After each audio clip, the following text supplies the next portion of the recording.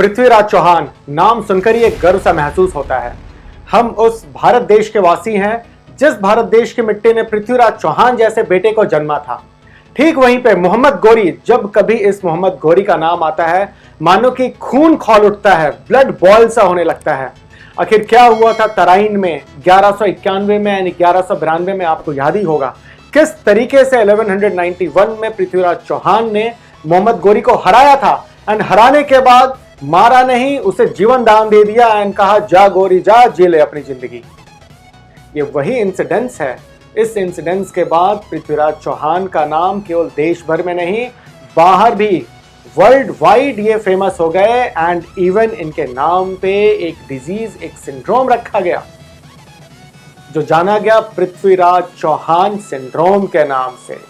जी हाँ, आपने देखा होगा दुनिया भर में बस मुट्ठी भर इंसानों के नाम पे कुछ डिजीज या कुछ सिंड्रोम रखा गया है, जिसमें पृथ्वीराज चौहान एक है। कुछ और एग्जांपल्स हैं जैसे Hitler syndrome, Einstein syndrome. But हमें गर्व है भारतवासी कहलाने पे, क्योंकि भारत से एकमात्र ये इंसान थे पृथ्वीराज चौहान जिनके नाम पे एक डिजीज, एक सिंड्रोम रखा गया। नाम था पृथ्वीराज चौहान सिंड्रोम। तो क्या है ये सिंड्रोम, आइए देखते हैं इस वीडियो में पूरा।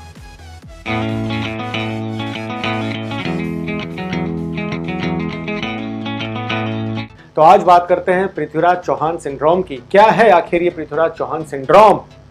ये सिंड्रोम एक उदारता, एक महानता का प्रतीक है। पृथ्वीराज चौहान जिस तरीके के महान शासक थे, अगर वो चाहते तो एक सोड में, एक झटके में सर को धड़ से अलग कर सकते थे मोहम्मद गौरी का, लेकिन उन्होंने ऐसा नहीं किया। उन्होंने उसे जीवन दान दे दिया।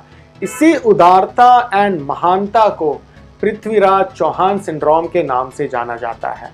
बहुत सारे शासक ऐसे आए देश में, दुनिया भर में, एंड वो लोग अपने अपोनेंट को मारते भी गए, हराते भी गए, कब्जा भी करते गए।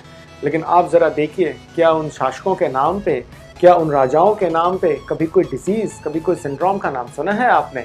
कभी नहीं सुना होगा, क्योंकि उन लोगों में ऐसा कोई करेज दिखाया ही नहीं था कि अपने ओपोनेंट को, अपने शत्रु को जाने दें। तो ये एक खास बात थी पृथ्वीराज चौहान के अंदर, जिसके वजह से आज वो वर्ल्ड वाइड फेमस है। मैंने पहले भी आपको एग्जांपल दिया था।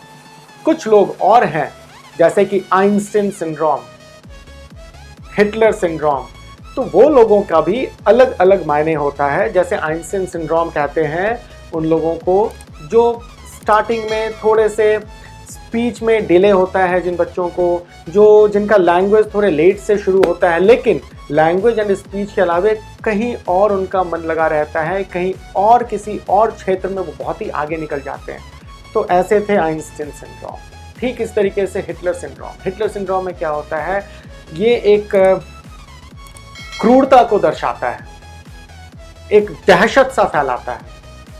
तो आज मैं इन दोनों सिंड्रोम के बारे में कुछ डिस्कस नहीं करने जा रहा हूँ, कोई डिस्क्रिप्शन नहीं देने जा रहा हूँ। आज मेरा बस एक यही मोटो था कि आज मैं आप लोगों के सामने पृथ्वीराज चौहान सिंड्रोम को रख दूं, ताकि आप लोगों को एक आइडिया लगे कि हाँ, भारतवर्ष ने भी एक बेटा जन्मा था जो था पृथ्वीराज चौहान, जिसके नाम से आज Prithviraj Chauhan syndrome world wide famous है।